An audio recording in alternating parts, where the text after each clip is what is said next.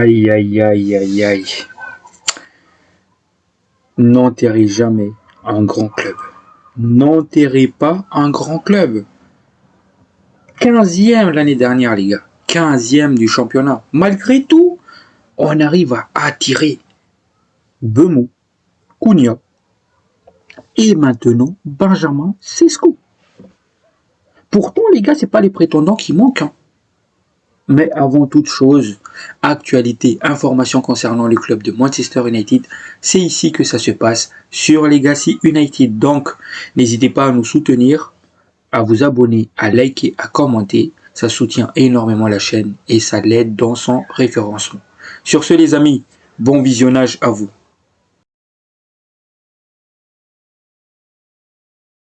La famille, bonjour à vous, j'espère que tout va bien pour vous. Pour ce qui est de ma part, je vais bien. Donc aujourd'hui, j'ai pas sélectionné de commentaires, mais justement, je vais répondre à certains commentaires là maintenant. Donc, j'ai vu dans les commentaires déjà que tout le monde n'était pas forcément d'accord avec mon avis. Et vous êtes libre de penser ce que vous voulez, les gars. Moi aussi, je suis libre de penser ce que je veux. Donc, au final, je respecte vos pensées, les gars. Donc, je savais qu'en faisant cette vidéo-là il y a 2 jours, je savais que j'allais me faire des ennemis. Je le sais, ça, parce qu'il y a des fans de Bruno Fernandes dans le fanbase. Je le savais que j'allais me faire des ennemis. Mais moi, les gars, je suis objectif. Je dis ce que je pense. Je dis ce que je vois. Les gars, évidemment que Bruno Fernandes, c'était un joueur que j'aimais. Je l'adorais même, quand il venait d'arriver à Manchester United. Parce que c'est un joueur qui stat. Et à cette époque-là, quand il venait d'arriver, pendant les 2 premières saisons, on jouait comment? En transition rapide. Et Bruno Fernandes, c'est l'expert dans ce domaine-là. Dans les transitions rapides, il va briller. Parce qu'il est bon dans ce domaine-là. Je vois pas quelqu'un qui fait mieux que lui dans ce domaine-là. Parce qu'il va avoir tendance à chercher la passe. Mais, avec le style de jeu actuel, on veut un jeu dominant, avec beaucoup de positions de balle, etc. C'est pas avec un Bruno Fernandes dans le double pivot que tu vas faire quelque chose. Évidemment, certaines personnes m'ont dit, Legacy, t'es impatient. La saison, elle n'a pas commencé. Ruben Amorim m'avait dit que Bruno Fernandes allait jouer plus haut. Enfin, il aimait voir. Nuance, les gars. Il aimait voir. Il veut voir un Bruno plus haut. Mais est-ce qu'il aura le choix? Le problème, c'est là, les gars. Bemou, Cunha et potentiellement Benjamin Sesko. Le trio offensif, il est fait. Donc, Bruno, il va jouer où? Dans le double pivot. C'est logique. C'est pour ça que j'arrête pas de râler par rapport à ça. Moi, encore une fois, les gars, Bruno, je sais qu'il va jouer. Je sais qu'il va être titulaire. C'est le capitaine. Mais s'il doit jouer, il ne doit pas jouer dans le double pivot. Bruno, c'est pas un 8, c'est pas un 6. C'est un numéro 10, ou pourquoi pas, faux numéro 9.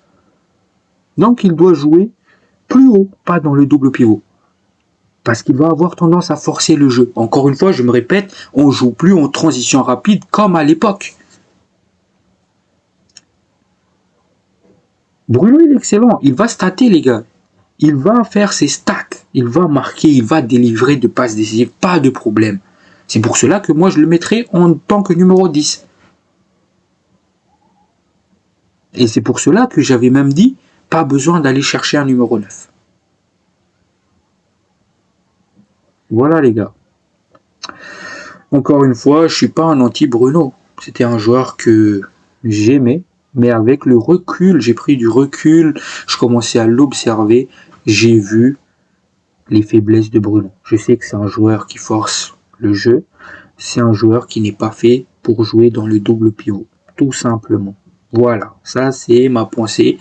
Et les gars, je peux pas faire plus objectif que cela. Hein. Après, si certaines personnes ne comprennent pas ce point de vue-là, je sais pas comment vous l'expliquer pour que ce soit plus clair. Pour moi, voilà, ça c'est ma pensée et je sais aussi que certaines personnes parmi les fanbases, ils sont plutôt d'accord avec moi. Moi, je suis pas en footix, les gars. Moi, je vous le dis, je suis pas en footix. Je regarde pas que les stats des joueurs. Évidemment, s'ils stat, tant mieux. C'est pas qu'un joueur stat, les gars, que c'est le meilleur joueur de l'effectif. Que les choses soient d'accord, qu'on est d'accord. Enfin, j'arrive même plus à parler, les gars. Qu'on soit d'accord. Enfin, pour moi, c'est pas que ce joueur-là, il va faire des stats, que c'est forcément lui le meilleur joueur de l'effectif. C'est comme ça que je vois les choses, les gars. Évidemment, ça me ferait plaisir qu'il fait ses stats, mais derrière, il faut qu'il soit aussi bon dans le jeu pour être le meilleur joueur de l'effectif. Et non, et non, j'ai pas que le match face à Tottenham comme référence. J'ai plein de matchs où Bruno Fernandes était catastrophique dans le double pivot. Il y a plein de matchs, mais j'ai pas envie de tous les citer ici. Donc voilà. Donc je vais clôturer justement ce dossier Bruno Fernandes. Mais encore une fois les gars, je suis pas un anti-Bruno.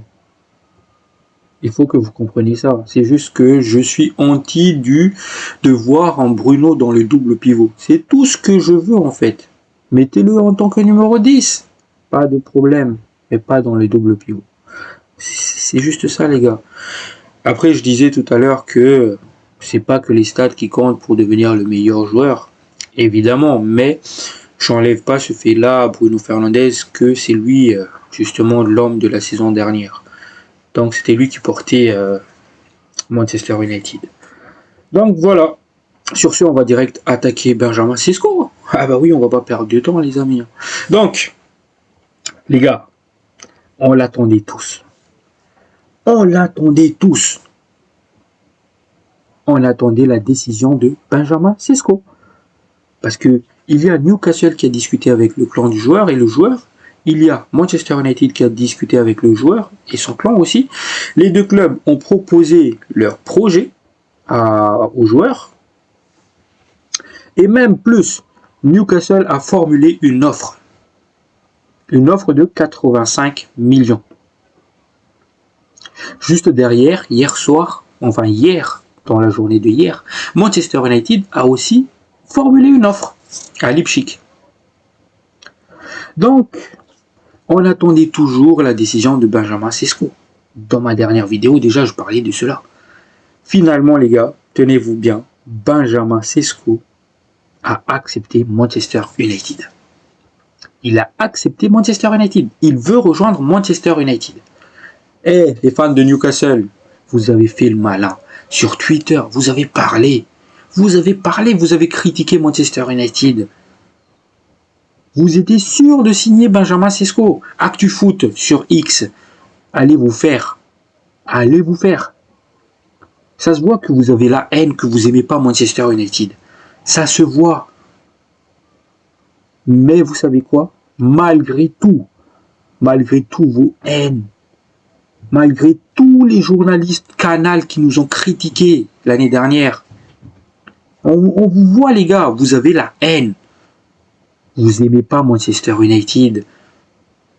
La bête est endormie, donc vous en profitez pour faire le malin, pour ouvrir votre... Je vais être civilisé les gars. La bête elle est endormie, c'est pour ça que vous l'ouvrez. Canal+, ActuFoot sur X, les fans de Newcastle, les fans de Brentford, les fans d'Arsenal, allez tous vous faire.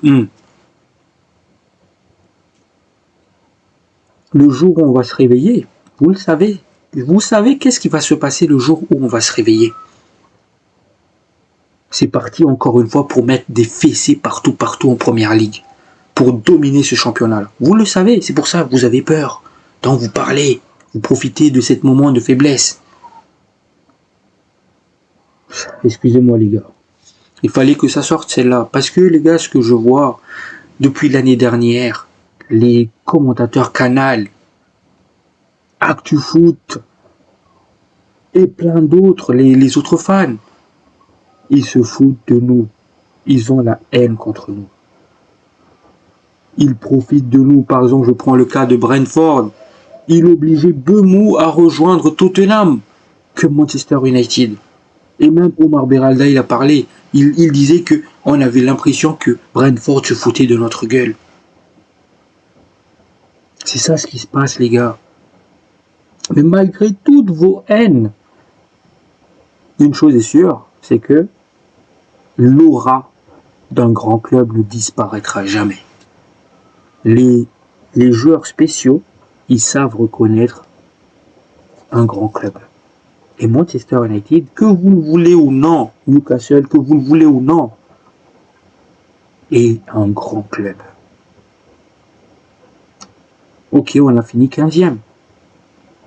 Mais dites-vous juste, on a fini 15e sans compétition européenne et vous jouez l'Europe la saison prochaine. Pourtant, Benjamin Sesko, il a choisi Manchester United. C'est juste pour vous dire, les gars, l'aura d'un grand club. N'enterrez jamais un grand club. Bemou, il préfère Manchester United à des Arsenal, Tottenham. Et il me semble qu'il y avait déjà Newcastle dans le coup. Cunha, il y avait aussi Newcastle dans le coup et Arsenal. Il a refusé tout cela pour Manchester United. Sesko qui refuse Newcastle pour Manchester United. Vous voyez tout ce qui se passe lors de ce mercato, les gars, c'est que on n'utilise plus l'argument qu'on faisait avant.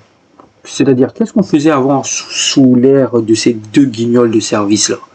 Qu'est-ce qu'on faisait? Venez à Manchester United, venez, on a de l'argent. On n'utilise plus cela, les gars. Parce que rappelez-vous, même Bemou, il l'a dit, même Cunha, même, j'allais dire Sesko, mais c'est pas encore le cas, mais Bemou, Cunha, ils l'ont dit. C'est le projet. Le coach Ruben Amorim a discuté avec nous. Il a expliqué le projet, l'objectif. Et on voit ça notamment dans l'interview de Bemou avec Rio Ferdinand, il me semble, où le joueur il disait, évidemment, il a écouté d'autres projets des autres équipes. Mais celui de Manchester United, il y avait quelque chose de spécial qu'il ne pouvait pas refuser. Et ça, les gars, ça c'est une masterclass de ce nouveau board. Ben oui, les gars, on est toujours là à critiquer Ineos. On est toujours là à les mettre des balles dans les pieds. Mais il faut aussi souligner quand ils font des choses positives. Et ça, vendre un projet, ça c'est une masterclass de ce nouveau board. On n'utilise plus cet argument, venez, on a de l'argent, mais rappelez-vous, on est le plus grand club d'Angleterre. On a ça comme histoire. Aujourd'hui, on est blessé, on a fini 15e, mais on a pour objectif de revenir au sommet, de gagner la première ligue, de dominer l'Angleterre comme on faisait avant. Évidemment, ça séduit les joueurs, ça les séduit. Ok, Newcastle, ils ont proposé beaucoup d'argent, parce que c'est ce qu'ils ont fait Newcastle pour Sesko, pour convaincre Sesko. Beaucoup de quicheta. On est même prêt à te donner un chèque blanc. Bref, là j'exagère un peu, mais c'était quasiment ça. Ils étaient prêts à surpayer le joueur. Et devinez les gars, ils ont fait une première offre. L'offre, il n'y avait pas de réponse de Leipzig pour le moment. Qu'est-ce qu'ils font? Ils surenchérissent l'offre qu'ils ont fait à 85 millions. Comme ça. Vous n'allez pas tout régler avec l'argent. Non. L'aura, vous ne pouvez pas l'acheter. L'aura, vous ne pouvez pas l'acheter, Newcastle. Vous ne pouvez pas l'acheter. Voilà. On va mal, mais on va revenir. Donc, l'information de David Ornstein, il nous dit quoi? C'est que Benjamin Sesko est tout proche de signer à Manchester United. Leipzig a accepté l'offre de 85 millions d'euros, bonus compris de Newcastle, mais le Slovène veut rejoindre les Red Devils. Négociation finale en cours. Ça, c'est David Ornstein qui nous le dit. Et quand on regarde, je vous ai dit tout à l'heure que United a formulé une offre hier, dans la journée de hier. Et l'offre en soi, selon toujours David Ornstein, qui est une source sûre, les gars, et fiable en Angleterre, United a proposé 85 millions, la somme que a proposé Newcastle, justement, cette offre qui a été acceptée, c'est-à-dire 75 plus 10 millions pour Benjamin Sesko. Et on attend toujours la réponse de Leipzig par rapport à cette offre de Manchester United. Du côté de Manchester, on est confiant. Les gars, je vais parler d'un truc. Jacob Ben, merci à vous. Merci à vous. Les gars, c'est le source le plus sûr, le plus réactif lors de ce mercato de Manchester United. Devinez juste les gars, c'était le premier qui disait que Sesko a accepté Manchester United. C'était hier soir, avant les David Orsten, les Fabrizio Romano. Et les gars, tout ce qu'il disait, Jacob Ben, depuis le début du mercato, le cas Cunha, le cas Bemou, et maintenant le cas Sesko, ça se réalise. Donc je vous invite les gars à suivre cette source-là parce que c'est vraiment la source fiable de Manchester United. Bref, petite parenthèse. Donc voilà, Manchester United a soumis son offre. On attend la réponse de Leipzig. Côté Manchester United, on est confiant. Et on ajoute même que on s'est mis d'accord avec Benjamin Sesko par rapport à un contrat. Un contrat apparemment qui va jusqu'en 2030. Maintenant, le salaire, on ne sait pas. C'est combien qu'on a proposé à Benjamin Sesko. Mais il faut savoir une chose les gars, c'est que Benjamin Sesko, c'est le prospect de sa génération. C'est le prospect de sa génération. C'est un bon joueur. Un bon joueur. Maintenant, est-ce que ça va marcher à Manchester United? Parce que certaines personnes vont me dire, c'est du Rasmus Højlund bis. Les gars, je crois pas. Je crois pas que ce sera du Højlund bis. Parce que le joueur, il est mature. Et surtout, c'est une machine à but. Et le joueur même, il est arrogant parce qu'il disait dans un de ses interviews qu'il ressemblait à Erling Haaland. Donc voilà, moi je pense pas que ça va être un flop. Pourquoi Højlund c'était un flop de base? Parce que le joueur en fait il a perdu confiance. Pourquoi? Parce qu'il n'était pas servi. Et ce depuis son arrivée. Il était mal entouré, il n'était pas servi. Évidemment, le joueur aussi il impose des limites. Il y a clairement des limites dans le jeu de Rasmus Højlund. Mais de un aussi, il ne faut pas oublier qu'il était mal entouré. Ça ne sera pas le cas de Benjamin Sesko. Là les gars, il est bien entouré. Cunha, Bemou, Bruno Fernandes, Amad Diallo, Patrick Dorgu. Il est bien entouré. Il va être servi. Il va mettre son but. Maintenant, s'il signe à Manchester United, je veux qu'il marque. Je veux qu'il est bon dans les déviations, en pivot. Je veux qu'il va dévorer l'espace. C'est ce genre de style, c'est ce genre de façon de jouer que je veux voir de Benjamin Sesko à Manchester United.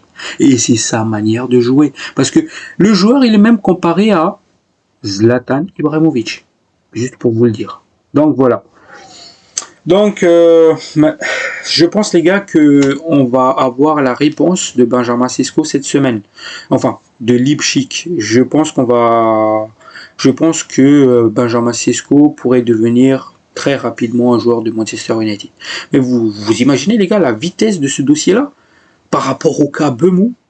Là, Manchester United, ils ont mis le 3e. Là, plus de blabla.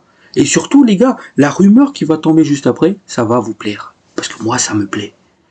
Et dire, les gars, que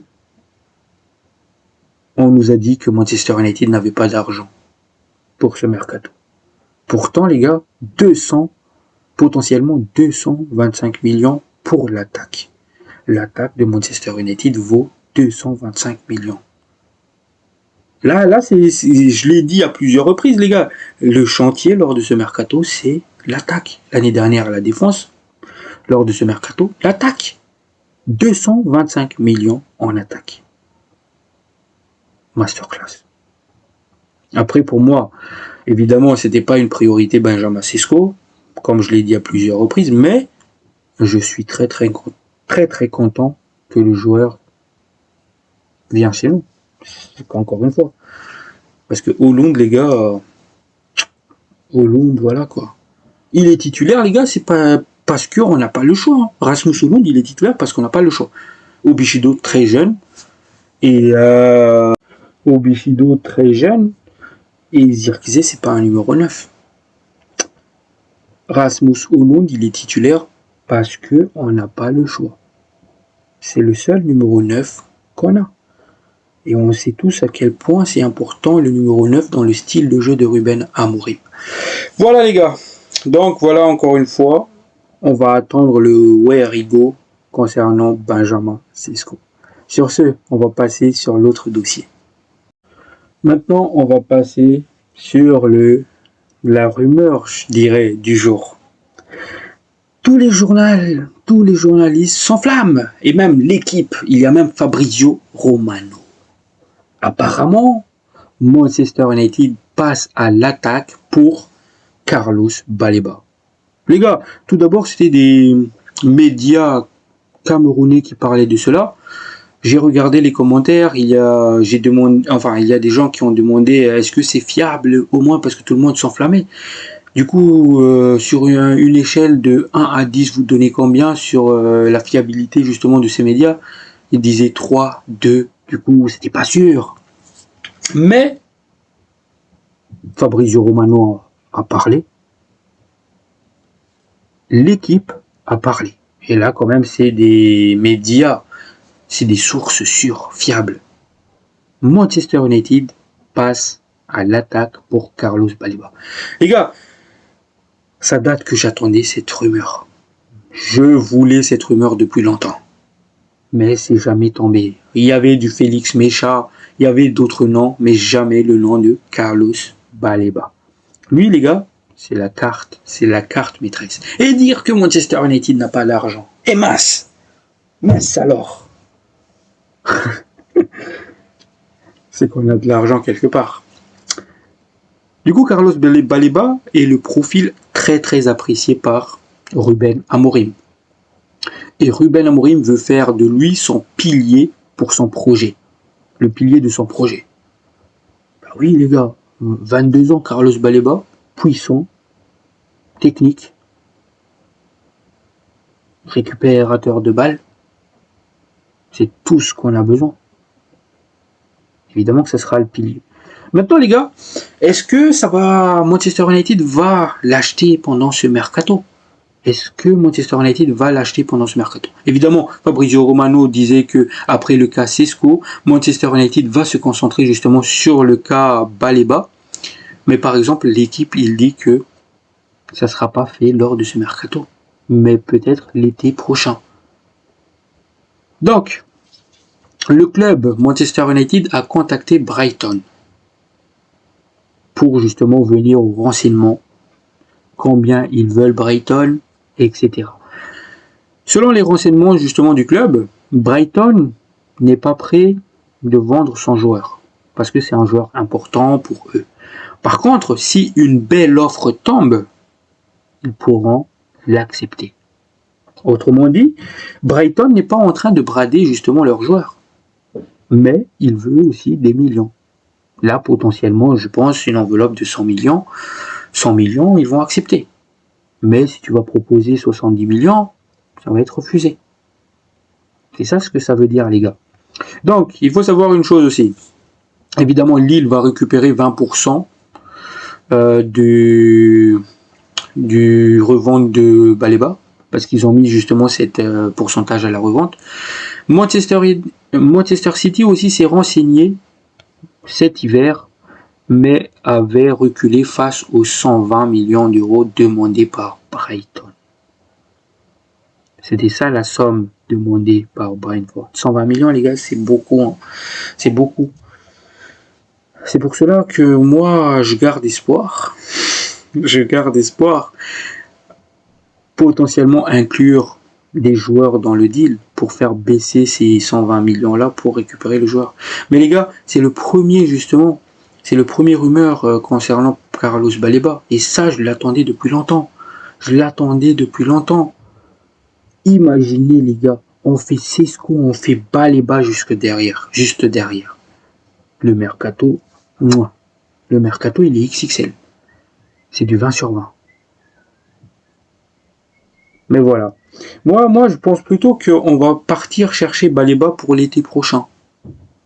Pourquoi? Parce que défense l'année dernière, attaque cette année, milieu l'année prochaine. C'est logique. Donc, et surtout aussi, Bruno espère rester une saison de plus à Manchester United, c'est-à-dire jusqu'à l'été prochain. C'est-à-dire que l'été prochain, Bruno Fernandes pourrait partir. Et donc, dans ce cas-là, Manchester United va aller récupérer Baleba. C'est comme ça que je vois les choses. Pourquoi? Parce que 225, potentiellement 225 millions sur l'attaque, où on va trouver les 100 millions de plus pour Baleba. Alors que si on prenait pas Sesco, on pouvait le faire. Mais je vais me taire, les gars, je vais attendre. Je vais attendre parce qu'ils pourront nous faire la surprise du siècle. On pourrait aussi accélérer les ventes de Garnacho, Rasmus Højlund, Anthony, etc. Et peut-être avec tous ces ventes-là, on aura de quoi financer l'arrivée de Baleba. En tout cas, je croise les doigts sur les ventes. J'espère vraiment que les ventes vont se faire. J'espère vraiment qu'on va récupérer 100 millions par rapport aux ventes de joueurs. Comme ça, nous pourrons financer l'arrivée de Baleba. Non seulement Sesco et Baleba, en plus de Kounia Beu. Sur ce, les amis, prenez soin de vous. La paix sur vous. Ciao, ciao.